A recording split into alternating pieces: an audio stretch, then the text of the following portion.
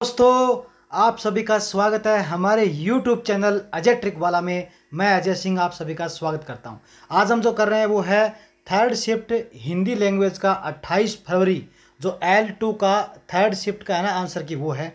बहुत जल्दी करेंगे, आपका टाइम ख़राब नहीं करेंगे क्योंकि आपको रिट मेंस की भी तैयारी करनी है। आपको सेकंड ग्रेड या फर्स्ट ग्रेड में जो भी आप कर रहे हो वो भी करनी है, लेकिन चीज़ों से सीखना है। अभी जो भी एग्ज़ाम हुए हैं उन एग्ज़ाम का एक महत्व है। उन्होंने एक ट्रैक सेट किया ना, ट्रेंड सेट हो गया है कि कहाँ से क्वेश्चन आ रहे हैं, कैसे आ रहे हैं, किस लेवल के आ रहे हैं, तो वहाँ पे हम काम करेंगे।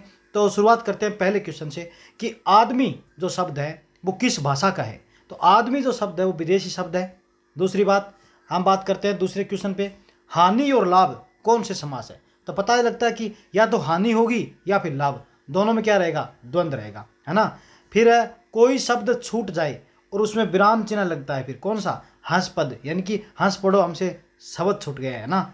मुक्त यानी मुक्त है ना, उसका विलोम शब्द क्या है, मुक्त हो रखा है एकदम बंद, तो उसका क्या, नहीं मुक्त मतलब खुल गया है, तो उसका विलोम शब्द क्या है, बद्ध, यानी कि एकदम बंद के अंदर आ गया है। 5 नंबर क्वेश्चन है, प्रकृति कैसा शब्द है। प्रकृति क्या है, संज्ञा है, सर्वनाम है, क्या है, विशेषण क्या है। जो प्रकृति है वो संज्ञा है। उसके बाद में इनमें से राजस्थानी बोली कौन सी है। तो 3 कोई भी ऑप्शन रहे होंगे। हमने तो श्रुतियों पर आधारित जैसे वेद होते थे शुरुआत में वैसा काम किया है। तो मैथिली, ब्रज, मागधी, छत्तीसगढ़ी, भोजपुरी और कोई भी बोली रही होगी। उसके अलावा हाड़ौती थी तो राजस्थान की हाड़ौती है, तो वो वाला ठीक था। ठीक है, मुहावरा सही है, एक मुसीबत आने पर दूसरी ओर आना, परेशानी पे परेशानी आना। तो मतलब क्या है, एक तो कोड हो रखा था ऊपर से खुजली और, है ना, ये वाला। प्ले वे पुस्तक के लेखक कौन है, प्ले वे कौन है, कुक, यानी कुकर को चलाओ, प्ले करो खिचड़ी बनाना।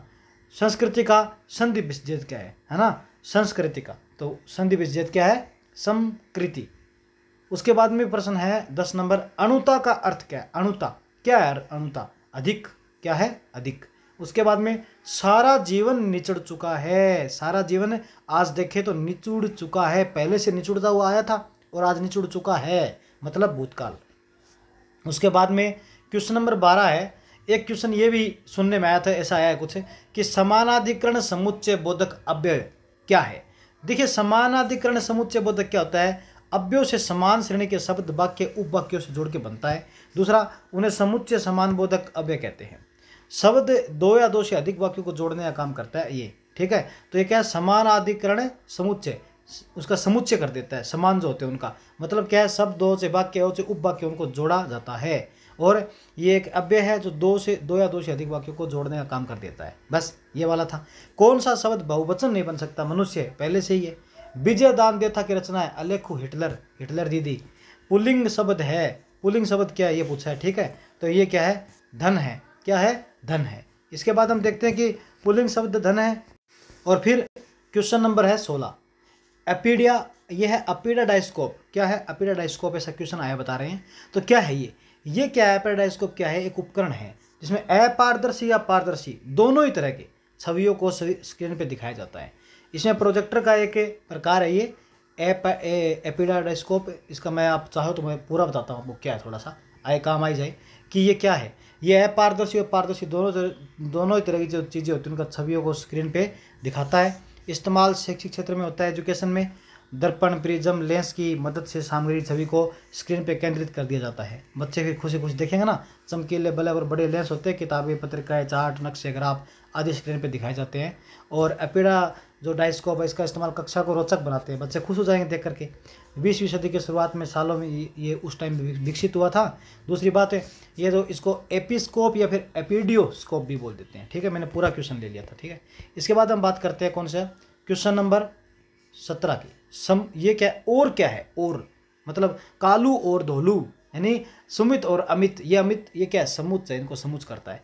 उदार शब्द के पर्यायवाची है, सरल है, दयावान है, दानशील है ना, प्रेमी है, पागल है। 19 नंबर, हर्वटीय पंचपदीय विधि का संबंध है किससे, मूल्यांकन करने से। हर्वटीय पंचपदी ये तो संस्कृत भाषा में भी आई थी। कितने पद है, 5। हमने ये शब्द ये क्या है, संज्ञा है, सर्वनाम है, क्या सर्वनाम है। इसके बाद में निम्न में से उपसर्ग वाला शब्द कौन सा है, रहस्य है, पूर्वाग्रह है, सभ्यता है, विज्ञान है। ये देखो विज्ञान है ना, उपसर्ग। उसके बाद में तिरोहित जो शब्द है, तिरोहित, और उसका अर्थ होता है लुप्त। आपने कछुआ देखा ना, कछुआ ऐसे गर्दन होती है कछुए की ऐसे, तो कछुआ जब गर्दन अंदर करता है वो होता है तिरोहित, और जब कछुआ गर्दन बाहर निकालता है उसे बोलते हैं आविर्भाव। क्या बोलते हैं? आविर्भाव। आगे काम आएगा ना। व्याकरण शिक्षा का प्रारंभ करना चाहिए कब से? कक्षा 6 से। और क्या नर्सरी वालों को पढ़ाएंगे, छोटे छोटे बच्चों को। किंडर गार्डन बॉक्स निर्माण पंडित देवदत्त जी कर देते हैं। उसके बाद में पुल्लिंग जो शब्द है वो क्या है? इसमें शक्ति है, धन है, क्या है? धन।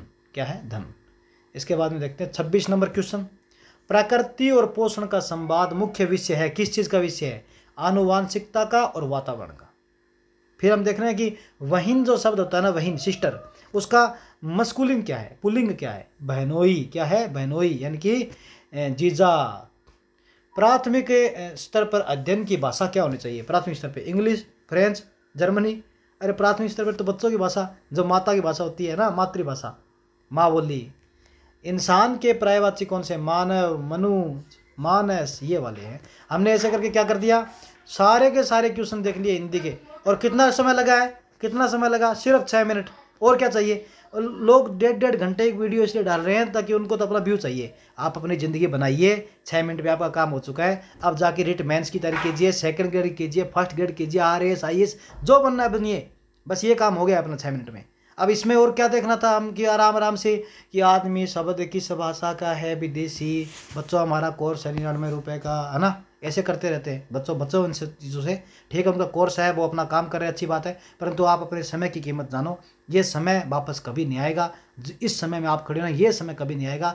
एक हेराक्लिटस नाम से फिलोसफर थे, उन्होंने कहा था कि एक नदी में व्यक्ति दोबारा नहीं नहा सकता। वो जल लग जाता है, समुद्र में जाके चला जाता है, वापस कभी नहीं आता, है ना। तो इसलिए हमें अपने समय की कीमत जाननी है। 6 मिनट में सारा काम हो गया है। और आप इसको अच्छे से दोबारा देख लेना, वीडियो को 3 बार, 4 बार, 5 बार, जितनी बार देखना, इसको याद करना और इस ट्रैक पे चलना। क्योंकि ये अब सिलेबस और PYQ दो ही एग्जाम पास करने का तरीका। सिलेबस, PYQ, और कर सको तो MCQ। फिर लास्ट में होता है MCQ। और उसके बाद में जो कर सको वो क्या है, अपना जो भी रिवीजन है इन चीज़ों का, इनका नोट्स बनाना छोटा छोटा। ठीक है, हो गया। Okay, thank you Ajay Singh sir की तरफ से आपको धन्यवाद। और आप अजय ट्रिक वाला को शेयर एंड सब्सक्राइब जरूर करना। ठीक है, अपने परिवार को आगे बढ़ाओ। जय हिंद, जय भारत।